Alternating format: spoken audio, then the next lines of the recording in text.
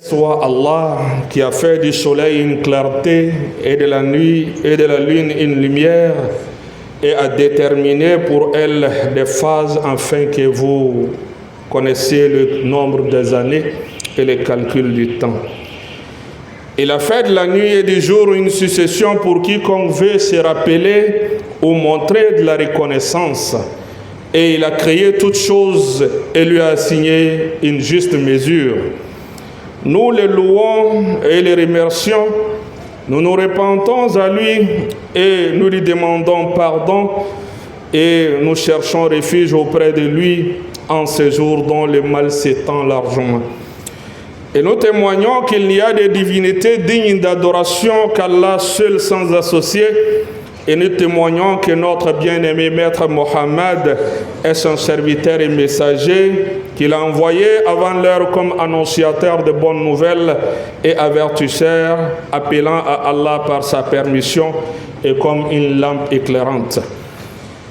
Ceci étant dit, très chers frères et sœurs en islam, ce vendredi est le dernier de l'année hégérienne. Dans quelques jours, chers frères et sœurs, son registre sera clos. Heureux celui qui s'y est bien comporté, malheur à celui qui a commis des fautes. Interrogeons-nous, chers frères et sœurs, comment avons-nous passé cette année? Si c'est dans le bien, remercions Allah. Si c'est dans le mal, repentons-nous sincèrement. Très chers frères et sœurs en islam, le mois de Zul-Hijjah, dernier mois du calendrier lunaire, est le mois de l'accomplissement du rite de pèlerinage. Et voilà que s'annonce à nous le mois d'Allah, le mois sacré Al-Muharram. Par son arrivée, une nouvelle année hégérienne commence pour nous. Dans ce sermon, chers frères et sœurs, nous allons faire des pauses de réflexion autour du mois d'Allah, le mois sacré Al-Muharram, et de la nouvelle année hégérienne, l'an 1447. Puisse Allah nous accorder à tous une bonne compréhension.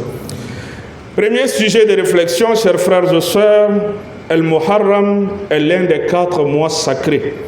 En effet, le mois de Muharram fait partie des 4 mois sacrés, car Allah nous dit dans le glorieux Coran, je cite, le nombre du mois auprès d'Allah est de 12 dans la législation d'Allah. Le jour où il créa les cieux et la terre, et 4 d'entre eux sont sacrés. Telle est la religion droite.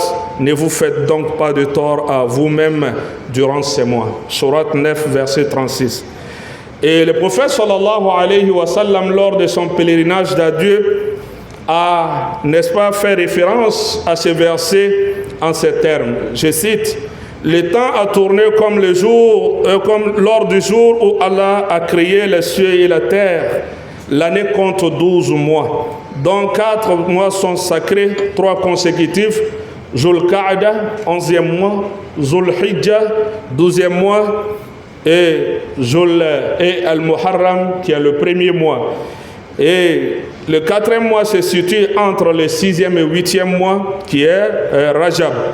Donc, ne vous faites donc pas du tort, comme Allah subhanahu wa ta'ala l'a dit dans le verset 36 de la sourate 9.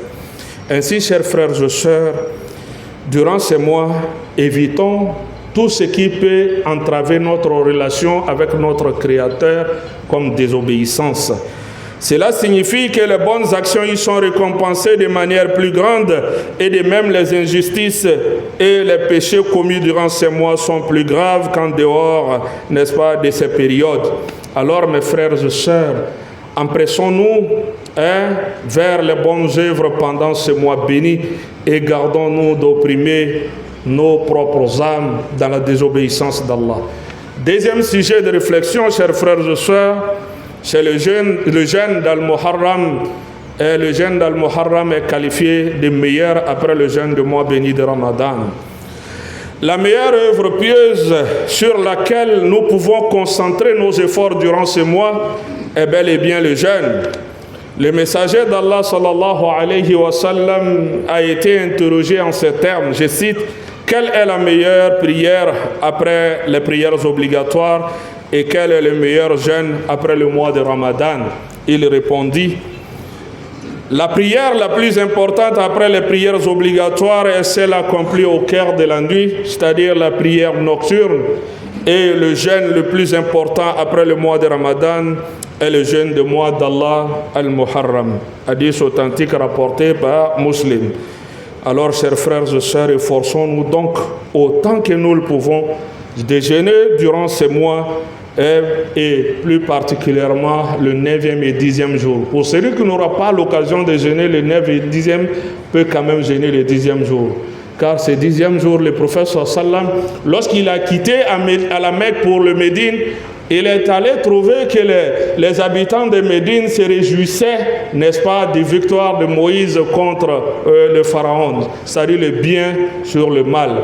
Et le messager sallam a dit que nous sommes habilités, nous sommes plus en droit de, n'est-ce pas, magnifier cette victoire que vous. Alors, si l'année prochaine me trouve en vie, je vais différencier notre manière de célébrer ces jours.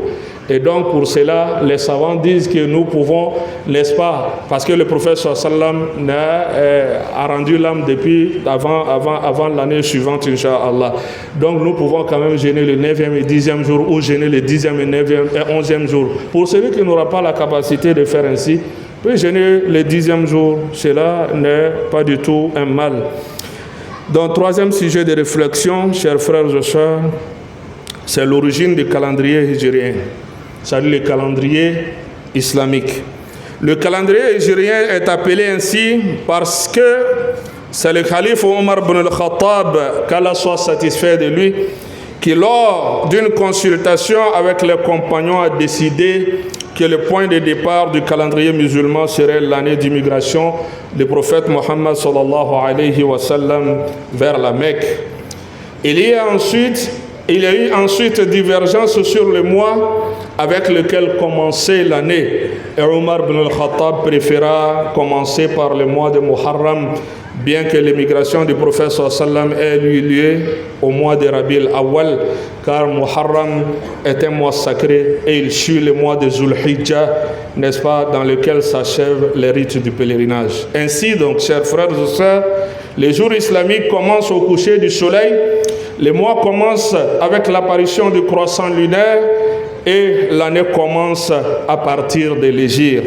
Il faut enseigner ce calendrier à nos enfants, l'adopter dans nos institutions et correspondances et préserver notre identité islamique contre l'envahissement du calendrier grégorien, car le calendrier est un élément fondamental de l'identité de notre communauté, la Oumma.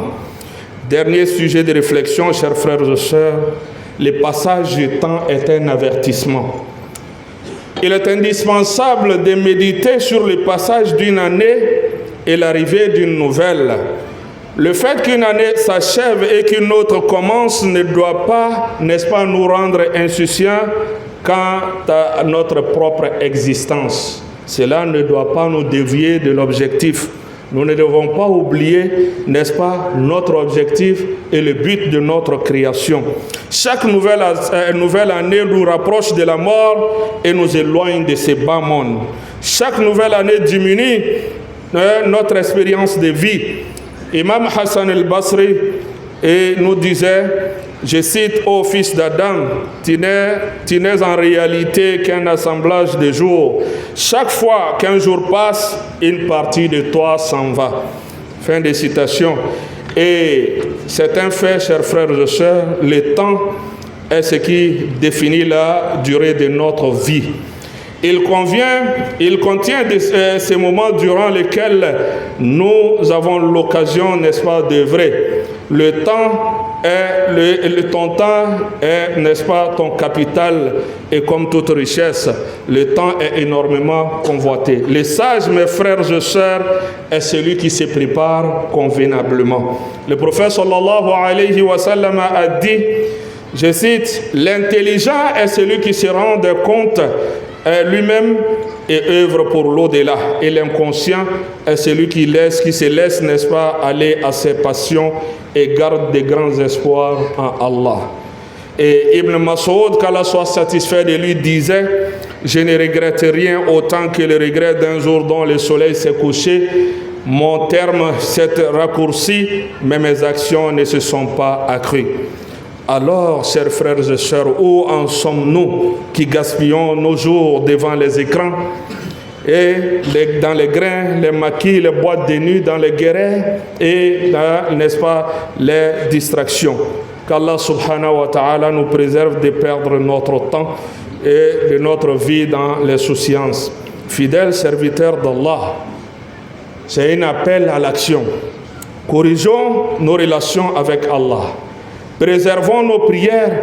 Méditons sur le pèlerinage. Apprenons le Coran. Ne perdons pas notre temps. Corrigeons nos relations sociales avec les voisins, avec nos proches, nos collègues, même les animaux. Faisons de cette année une année claire et pure avec de bonnes relations humaines pour être aimés d'Allah et des créatures. Alors, chers frères et sœurs, pour finir, faisons de notre année, cette année, un temps de production de projets. Si les parents n'ont pour un seul objectif que la bonne éducation de leurs enfants, c'est un bien immense. Si les enseignants sèment les valeurs nobles dans le cœur, il aura énormément contribué à l'islam. Et si tu ne peux rien offrir à ta communauté, alors au moins ne lui fais pas du tort. Forme la bonne intention, même si tu n'agis pas, car le messager d'Allah sallallahu alayhi wa sallam a dit, parmi ce qu'il a raconté sur son Seigneur glorifié et exalté, certes Allah a écrit les bonnes comme les mauvaises actions. Puis il expliqua, quiconque a donc l'intention d'accomplir une bonne action et ne la fait pas, cela verra compter comme une bonne action à part entière. S'il l'accomplit après avoir eu l'intention de la faire, Allah multipliera cette bonne action en la comptant de 10 à 700 fois plus ou encore davantage. Fin de citation. Et Allah subhanahu wa ta'ala nous dit dans le glorieux Coran, celui qui vient avec une bonne action, il en aura 10 fois la récompense. Et celui qui vient avec une mauvaise action, il ne sera rétribué que par son équivalent et ils ne seront point lésés. Surat Al-An'am, verset 160. Alors, chers frères et sœurs, à présent, nous allons demander à Allah, le Tout-Puissant, de faire que notre jour présent soit meilleur que celui d'hier et que notre lendemain soit meilleur que notre jour présent. Oh Allah, notre Seigneur, améliore pour nous la fin de toutes nos affaires. Protège-nous de l'humiliation ici-bas et du châtiment de l'au-delà. Oh Allah, notre Seigneur, tu es celui qui efface les fautes. Tu aimes le pardon, alors pardonne-nous. Nous demandons à Allah le Tout-Puissant de faire de cette année nouvelle une année égérienne, n'est-ce pas, une année de bien, de bénédiction, de victoire et de renforcement pour l'islam et les musulmans partout dans le monde. Allahumma amin. Rabbana atina fid dunya hasana wa fil akhirati hasanatan wa qina azaban nar. Wa sallallahu wa baraka ala nabiyyina wa maulana Muhammadin wa ala alihi wa ashabihi wa sallama tasliman kathira walhamdulillahi rabbil alamin wa qumu ila as-salat.